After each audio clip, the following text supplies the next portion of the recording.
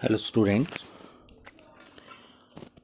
आज हम करेंगे एनालिटिकल पेटी कैश बुक विद जीएसटी, जिसमें जीएसटी भी होगा। ठीक है, आपके पास एक क्वेश्चन है, देखिए ज़रा। पेटी कैश बैलेंस 1300, ठीक है। तो रिसीव्ड द इम्प्रेस्ड अमाउंट, ये आपने रिसीव्ड किया, इम्प्रेस्ड है आपका 5000। 1300 आपके पास बैलेंस था टू बैलेंस ब्रॉट डाउन, और बाकी उसने और लिया, रिसीव्ड किया। उसके बाद बाकी पेमेंट्स हैं और फिर उसमें जीएसटी भी है। तो देखिए जीएसटी में हम कैसे करेंगे। जीएसटी में बच्चों आपके पास एक तो बाकी कॉलम तो बनेंगे, इसमें इनपुट और आउटपुट इनपुट सीजीएसटी और इनपुट एसजीएसटी भी बनेगा।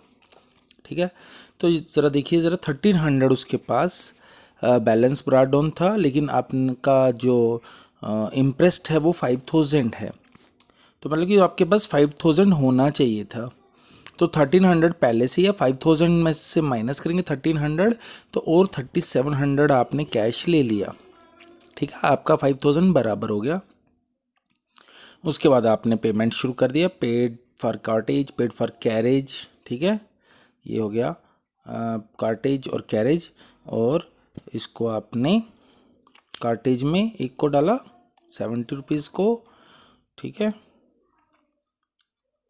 और दूसरा है आपका पोस्टेज वाला, पोस्टेज में डाला, देखिए पोस्टेज एंड टेलीफोन वाले में। ठीक है, फिर उसके बाद है बच्चों आपके पास paid telephone bill plus CGST and SGST 9% each.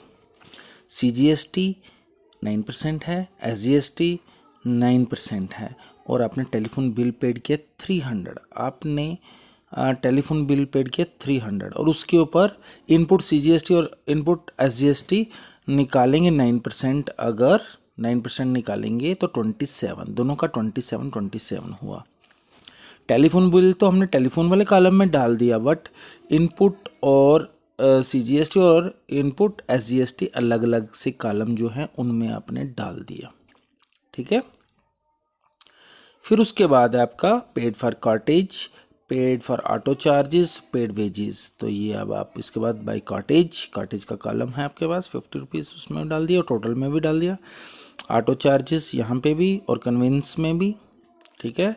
और वेजेस टोटल में भी और सन्ड्रीज में डाल दिया, क्योंकि उसका एक कॉलम नहीं था हमारे पास। ओके, और उसके बाद है आपका पेड बस फेयर।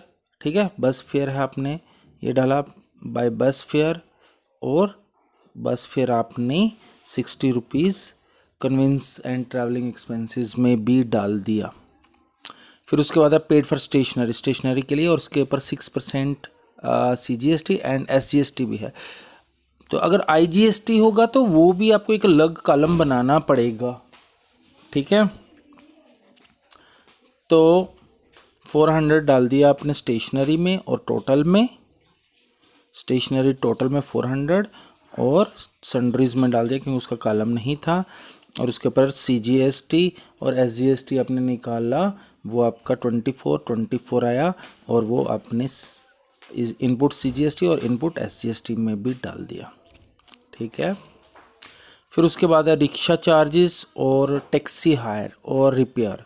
तो वो भी सारे आपने यहाँ पे डालने हैं। कन्वेंस में डाल दिया 80 रुपीज़। ठीक है, उसने क्या किया, कन्वेंस में डाल दिया 80 rupees.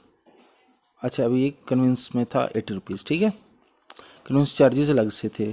Paid for beverage 150 plus CGST, उसका सीजीएसटी और एसजीएसटी भी है, तो वो अभी आपको आगे बताते हैं इसको।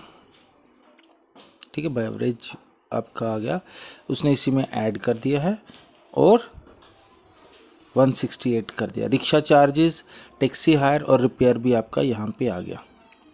ठीक है, और फिर आपका टोटल था 5000 में से आपने टोटल में से माइनस किया, और आपका बना बैलेंस 2925, क्योंकि आपका टोटल एक्सपेंसेस थे 2075। तो बैलेंस आपका आ गया 2925। ओके।